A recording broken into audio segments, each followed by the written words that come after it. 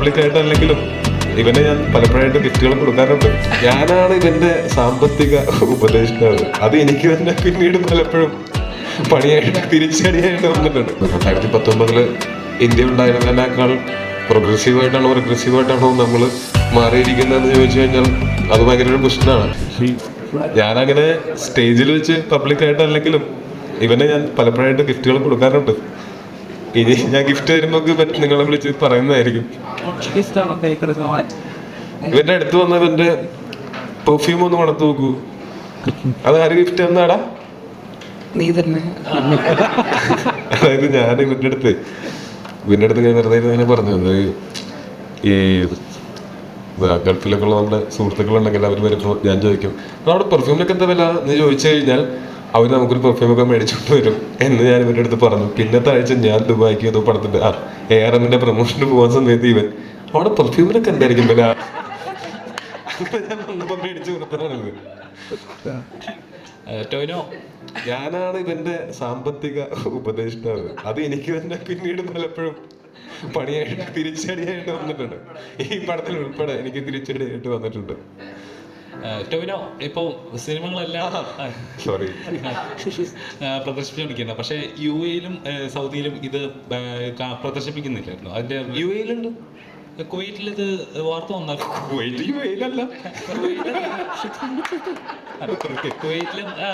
കുവൈറ്റില് കുറച്ച് ഷോട്ടുകൾ കട്ട് ചെയ്ത് കളഞ്ഞിട്ടുണ്ട്. സൗദിയിലും ആ സിനിമ പ്രദർശിപ്പിക്കാൻ പറ്റില്ല എന്ന് പറയും. അത് ഓരോ രാജ്യങ്ങളുടെ, നമുക്ക് നമ്മുടെ രാജ്യത്തിൻ്റെ ഒക്കെ ആണെങ്കിൽ നമുക്ക് അതിന് വേണമെങ്കിൽ ചോദ്യം ചെയ്യാം, നമുക്ക് അതിന് വേണ്ടി ഫൈറ്റ് ചെയ്യാം.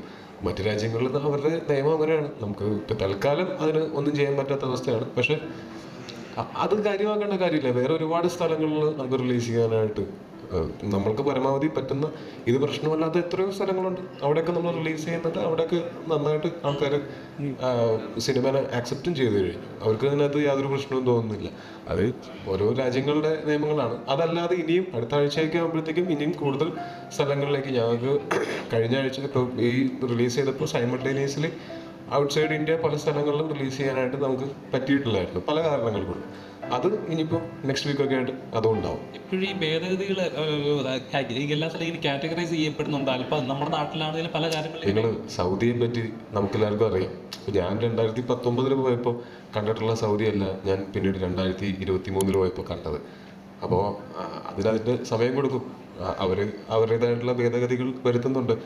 ഇപ്പോൾ 2019 ഇന്ത്യ ഉണ്ടായിരുന്നതിനേക്കാൾ പ്രോഗ്രസീവായിട്ടാണോ റിഗ്രസീവായിട്ടാണോ നമ്മൾ മാറിയിരിക്കുന്നതെന്ന് ചോദിച്ചു കഴിഞ്ഞാൽ അത് ഭയങ്കര ഒരു ക്വസ്റ്റ്യനാണ്. നിങ്ങൾക്ക് തന്നെ കഴിഞ്ഞ 5-6 വർഷം കൊണ്ട് പുരോഗതിയാണോ ഉണ്ടായിരിക്കുന്നത് അല്ലെങ്കിൽ അധോഗതിയാണോ ഉണ്ടായിട്ടുള്ളതെന്നും എനിക്ക് അക്കാര്യത്തിൽ സംശയമുണ്ട്. താങ്കൾക്ക് എന്താ തോന്നുന്നു, പുരോഗതിയാണോ? എനിക്ക് അക്കാര്യത്തിൽ സംശയമുണ്ട്. താങ്കൾക്ക് എന്ത് തോന്നുന്നു?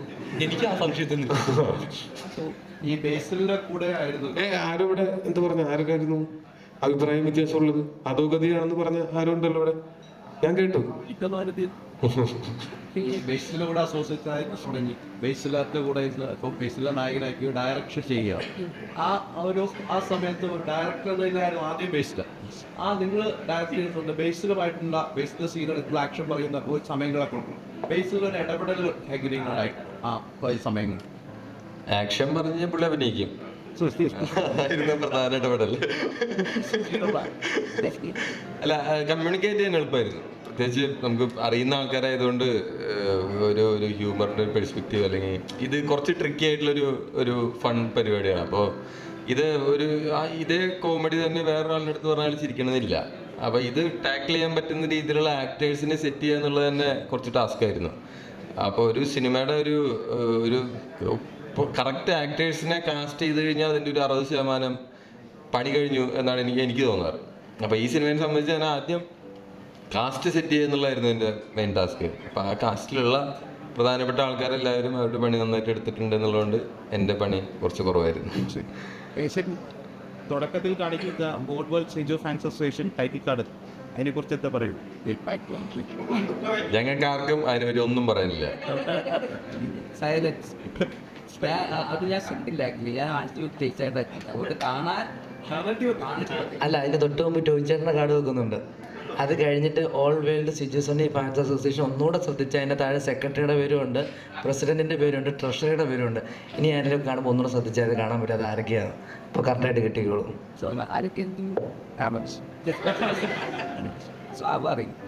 Tovino as a producers like Suresh പറഞ്ഞായിരുന്നു ബസ് പോലെ ഓടിക്കാൻ അറിയില്ല. ആ ബസ്സിലേക്ക് ഇവരെല്ലാവരും വിശ്വസിച്ച് കയറ്റി ചെയ്തു. പ്രൊഡ്യൂസറുടെ ധൈര്യം പ്രൊഡ്യൂസറിൻ്റെ ധൈര്യമില്ല, ഞങ്ങളുടെ ധൈര്യമാണ്. പ്രൊഡ്യൂസർ ഇവിടെ ഇല്ലല്ലോ. സുരേഷ് സുരേഷേട്ടന് ബസ് ഓടിക്കാൻ അറിയില്ല എന്നെനിക്കറിയില്ലായിരുന്നു. അതുകൊണ്ടാണ് ധൈര്യത്തോടെ കേട്ടിട്ട്. അതുകൊണ്ടാണ് ധൈര്യത്തോടെ കയറ്റി വിട്ടത്. പിന്നെ ഒരു വണ്ടിയിൽ എല്ലാവരും കൂടെ പോകുന്ന സമയത്ത് ലോകം രക്ഷപ്പെടണമെങ്കിൽ രക്ഷപ്പെട്ടോട്ടെ എന്ന് ഞാൻ വിചാരിച്ചു. Torino Pace a capitale di sito. I miss you.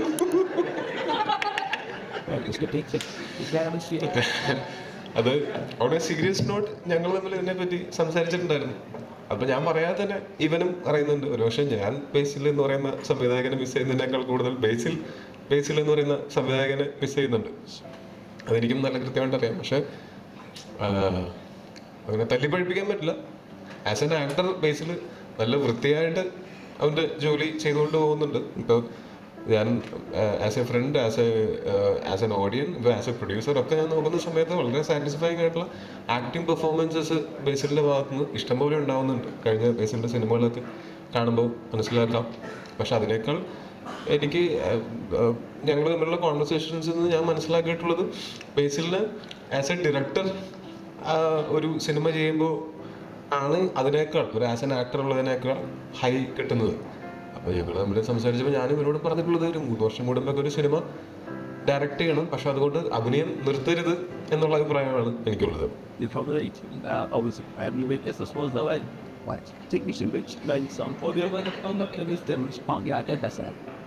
ഇല്ല, അത് എഴുത്ത് നടക്കുന്നു. കുറച്ച് 1-2 പെട്ടെന്ന് തന്നെ തീരുമാനമാവുമെന്ന് പ്രതീക്ഷിക്കുന്നു.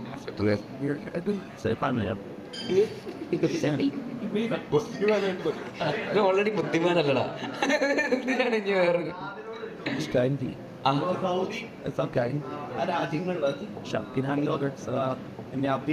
കട്ടായി പോയിരുന്നു.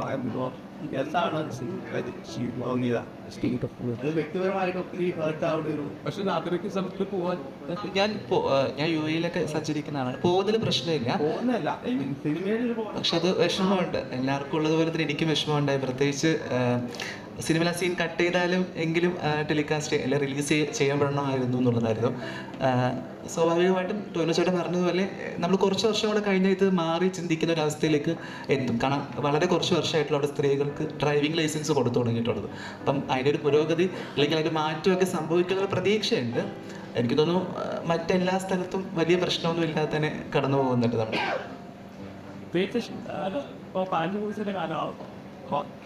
ഇവർക്ക് ക്ലാരിറ്റി ഇവിടെ കിട്ടുന്നുണ്ട്. സംഭവം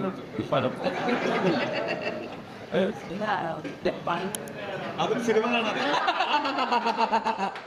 സിനിമ കാണാതെ 10-15 വീട്ടിൽ അപ്പോൾ സിനിമ കണ്ടിരുന്നെങ്കിൽ മണ്ണുകൊണ്ടാണ് ഇങ്ങനെ രാവിലെ അവരെ ഇവിടെ ഇരുന്ന് അഭ്യർത്ഥിച്ചത്.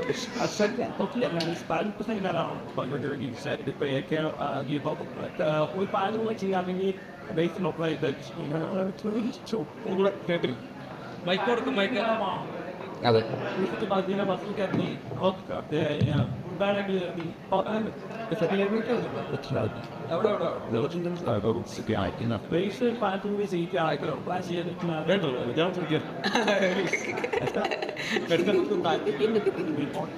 ഡേറ്റ് ഇല്ല, എനിക്കുമില്ല. ഇല്ല, ഒന്നും അങ്ങനെ അത് ഏതായിരിക്കും എന്നുള്ളത് ഞാൻ അനൗൺസ് ചെയ്യുമ്പോഴായിരിക്കും കുറച്ചുകൂടെ നല്ലതെന്ന് തോന്നുന്നു. ഇവിടെ നമ്മളിന്ന് സംസാരിക്കുന്നതിനേക്കാൾ. പിന്നെ അങ്ങനെ ഒരു സിനിമ ചെയ്യുകയാണെങ്കിൽ തന്നെ അതിൻ്റേതായിട്ടുള്ള കഥയും കറക്റ്റായിട്ടുള്ള ആ രീതിയിലുള്ള ഒരു എലിവേഷനൊക്കെ ഉള്ളൊരു സിനിമ തന്നെ ചെയ്യുമ്പോഴേ അതിനനുസരിച്ച് അത് ജസ്റ്റിഫൈഡ് ആവുള്ളൂ. ഇല്ലെങ്കിൽ ഒരു നെയിം സേക്ക് അങ്ങനെ ഒരു സിനിമ ചെയ്യുന്നതിൽ ഒരു അർത്ഥമില്ല. അപ്പോൾ ഞാൻ അത്രയും റെഡി ആകുമ്പോൾ മാത്രമേ അങ്ങനെ ഒരു സിനിമ സംഭവിക്കുകയുള്ളൂ. സംഭവിക്കുമ്പോൾ ഞാനത് എന്തായാലും അറിയിക്കുകയും ചെയ്യാം. അത് ഇതുവരെ ചെയ്തിട്ടില്ലാത്ത ഒരു നടനെ വെച്ചിട്ടായിരിക്കും എന്തായാലും, ഒരു സംശയമില്ല. ആക്ഷേപിക്കുന്ന നടനുള്ള ഉറപ്പായിട്ടും.